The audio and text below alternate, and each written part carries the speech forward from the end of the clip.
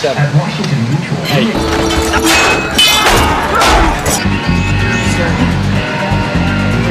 And these shields, boys!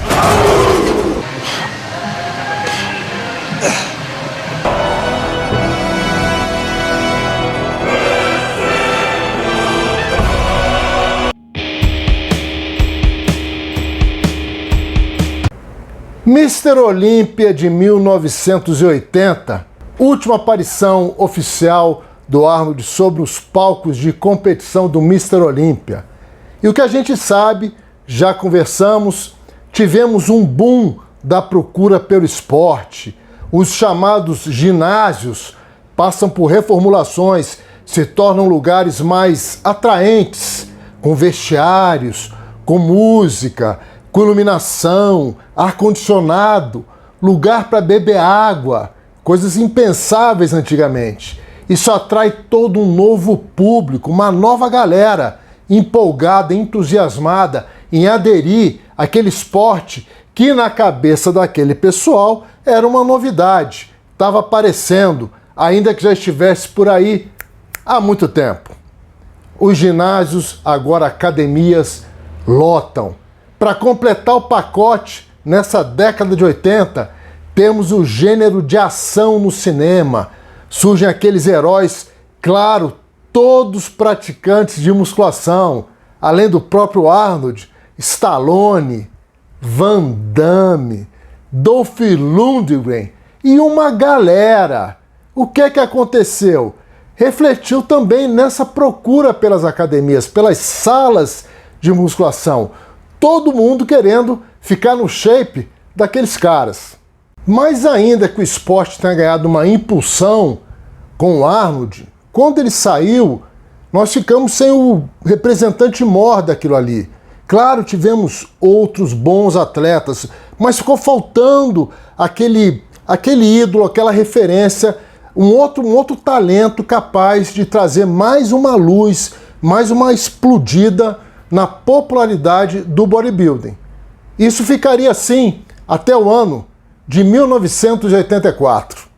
Chega o cara que para muita gente, até hoje, tem o melhor conjunto, o melhor físico, melhor combinação de volume, qualidade, definição muscular. Lee Haney.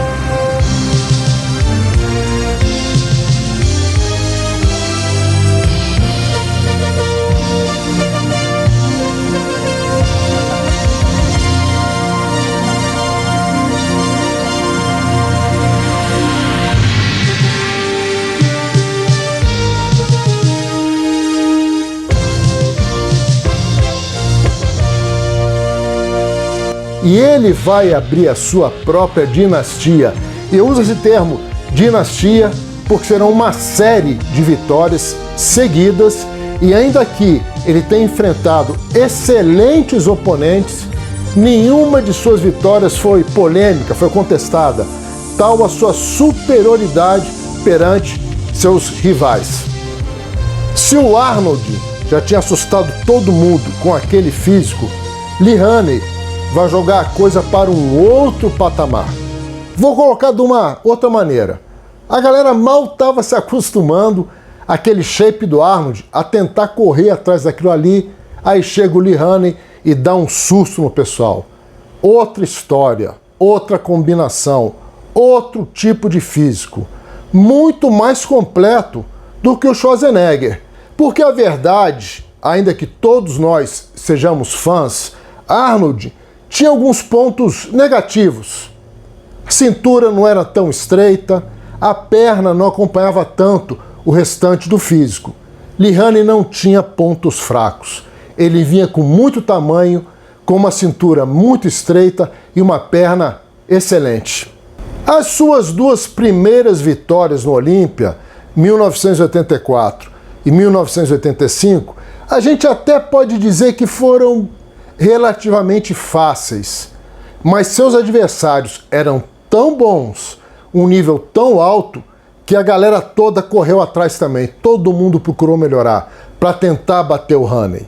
Então, após esses 2 primeiros anos, suas 2 primeiras vitórias, o bicho ia pegar pro lado dele.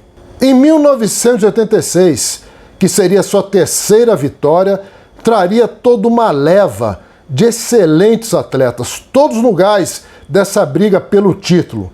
Lendas como o Gigante de Ferro, Iron Mike, Mike Christian, o veteraníssimo Albert Beckless, donos de um par de bíceps lendários, o homem da massa com classe, Mass with Class, Lila Brada, The Black Prince, o mito Robbie Robinson, o mutante Edward Kawak, os supersimétricos Barry DeMay, Gary Stridon e Bob Paris.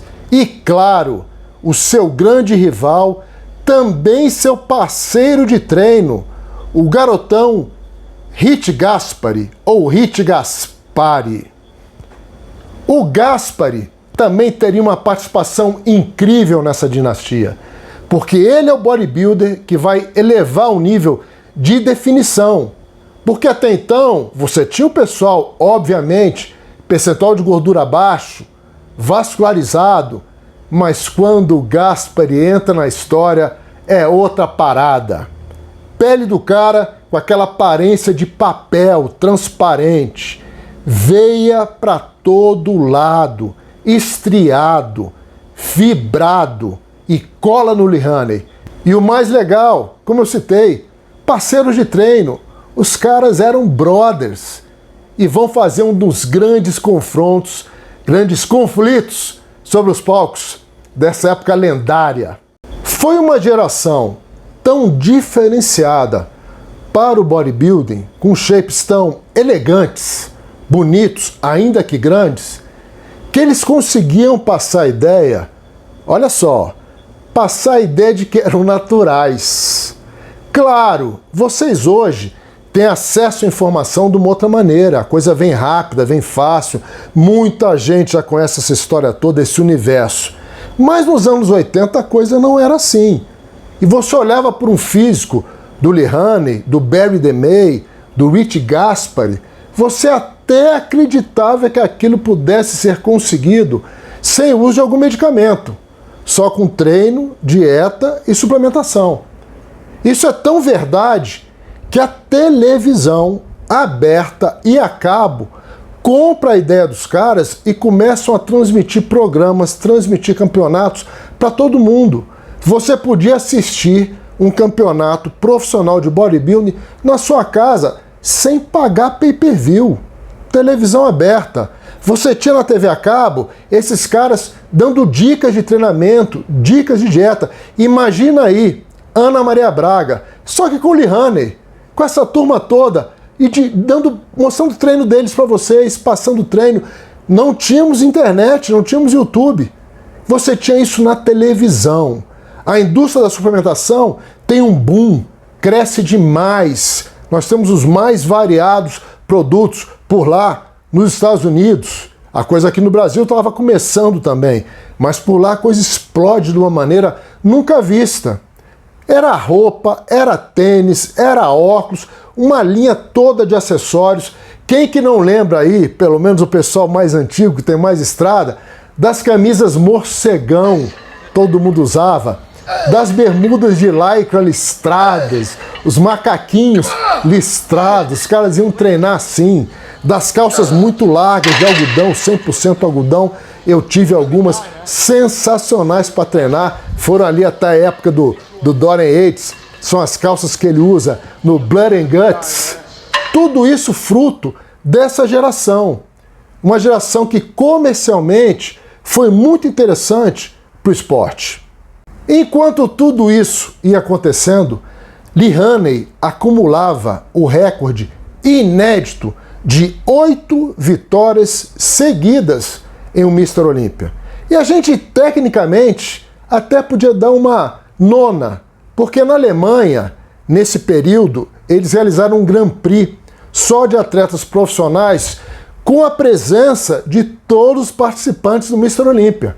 Lee Haney, ali, meio sem nada para fazer, foi lá e ganhou também. Vitórias inéditas, 8 títulos, recorde que só seria igualado, não batido, igualado por outra lenda, nosso amigo Ronnie Coleman. Agora, será que nós vamos ver no esporte algum atleta capaz de, pelo menos, empatar com esse número? Colocar aí na sua sunga 8 vitórias em um Mr. Olímpia seguidas? Acho bem difícil. E todo esse sucesso, todo esse barulho, as pessoas, os veteranos que tiveram o privilégio de vivenciar essa época, como eu, ainda bem, vimos esse hype, como a galera gosta de falar hoje, mas de repente, tudo bombando e para. A coisa toda regride. E a gente tinha a impressão que todo aquele bodybuilding, todo aquele brilho, aquela luz, aquela coisa explodindo, ela retrai e volta para uma caverna de onde já tinha saído lá pré-Arnold. O que é que houve? É que teríamos um novo faraó. Iria começar uma nova dinastia, com a chegada de um britânico, um homem que vinha de lugar nenhum, The Shadow, a sombra. Um cara que traria um terremoto em termos de evolução muscular. Viraria o mundo do bodybuilding de cabeça para baixo. Mas isso teria consequências, pelo menos para esse lado comercial, de popularização do esporte entre as massas, entre as pessoas normais que estavam aderindo à musculação. E esse é um assunto que eu vou abordar no nosso 4º episódio. O que aconteceu com essa nova dinastia? O que esse novo faraó traria para o esporte? De bom e de ruim. A arbitragem do bodybuilding é uma das coisas que a gente mais critica, sim, de longe, de todos os esportes do mundo, porque não existe um critério pré-estabelecido com muita rigidez. E então você vê competições em que ganham caras que estão maiores, competições que ganham caras que estão mais secos, isso daí tudo acaba criando uma confusão na cabeça da galera. Mas falando de Olímpia especificamente, a gente teve nos últimos anos uma grande mudança de critério, especialmente em relação ao palomboísmo, né, que são os abdômenes muito dilatados. E aí eu vou fazer aqui eu não vou defender a arbitragem, eu não tenho que defender ninguém, cada um por si, ninguém me defende. Agora, você se imagina no lugar de um árbitro e você tem Phil Heath, Kai Greene já está aposentado, e está só o Phil ali na jogada, competindo contra caras muito inferiores a ele, extremamente inferiores em todos os grupos musculares. Só que o Phil ele tem um defeito. O Phil ele tá com a barriga cada vez mais disforme. E aí você é árbitro, você olha para frente e você vê um atleta impressionante como o Phil foi. Só que ele tem um defeito. E os outros caras têm o abdômen ok, não são abdômenes lindos, sensacionais, com raras exceções, às vezes tem a linha de cintura ok. E aí você fala, porra, eu vou despremiar um cara impressionante por causa de um problema que caga no shape absolutamente, aquilo destrói totalmente a estrutura e a estética do shape. Eu concordo com isso, mas na cabeça do árbitro, para premiar um cara que às vezes está muito inferior, sendo que eu tenho ali um atleta brilhante, fica complicado, né? Então isso demorou muito para ser estabelecido, demorou muito para mudar, deveria ter sido mudado antes, eu concordo, mas aí você tem Ronnie Coleman no seu auge, com o abdômen completamente distorcido. Você vai tirar o Sandon dele? É difícil, cara, é uma decisão foda, eu já me imaginei no lugar desses caras. Mas a derrota de Phil Heath em 2018 para Sean Roden, que faleceu agora nesse ano, ela trouxe sem dúvida uma divisão de águas no esporte. As barrigas extremamente dilatadas não serão mais toleradas de jeito nenhum. E aí você tem um advento de novos caras chegando nessa jogada, né? Então você tem dois caras que já estão no Olímpia, um estreou ano passado, outro estreou esse ano. Ano passado teve a estreia de Hunter Labrada e esse ano nós tivemos a estreia de Nick Walker. Nenhum dos dois tem um shape estético agradável. Eles são caras novos que tentam controlar a sua linha de cintura duramente, às vezes conseguem, às vezes não. Mas você tem também o canadense Regan Grimes e você tem o brasileiro Rafael Brandão, com linhas de cintura muito estéticas, shapes bem volumosos, que não se parecem em nada com Classic Physique, muito pelo contrário, e que estão aí, ó, calcando um degrau após o outro e levando o esporte a um progresso de shapes mais estéticos de antigamente, mas no futuro, porque são caras que ainda vão demorar um pouco para atingir o volume muscular para você fazer frente a um Rory Winkler, para você fazer frente a um Big Ramy, por exemplo, que a gente nunca imaginou que Big Ramy pudesse ganhar um título, nunca ninguém pensou, cara, nem os árbitros do Olímpia, muitos deles já deram entrevista. Steve Weinberger já deu essa entrevista, é o chefe dos árbitros, e ele falou, nunca imaginei que o cara pudesse ser, mas por quê? Porque a safra tá ruim, cara, a safra tá horrorosa. A gente tem Brandon Curry, que foi Mr. Olympia em 2019, com shape muito bom, shape realmente bom. Só que a perna do cara não vem, e fica complicado ser o Mr. Olympia praticamente sem perna, cara, sem posterior, sem glúteo, com cortes muito rasos. Cara, Big Ramy venceu. Não porque ele é um super atleta imbatível, muito pelo contrário, ele venceu porque é o melhor que tá tendo. Não tá difícil, a safra tá complicada e vai demorar alguns anos ainda para essa galera aí do bonde do resgate, que visam resgatar os shapes um pouco melhores, com linhas mais controladas e um pouco mais proporcionais, para que esses caras, vai demorar um pouco de tempo para que esses caras estejam no auge das suas carreiras, brigando pelas primeiras colocações do Olímpia.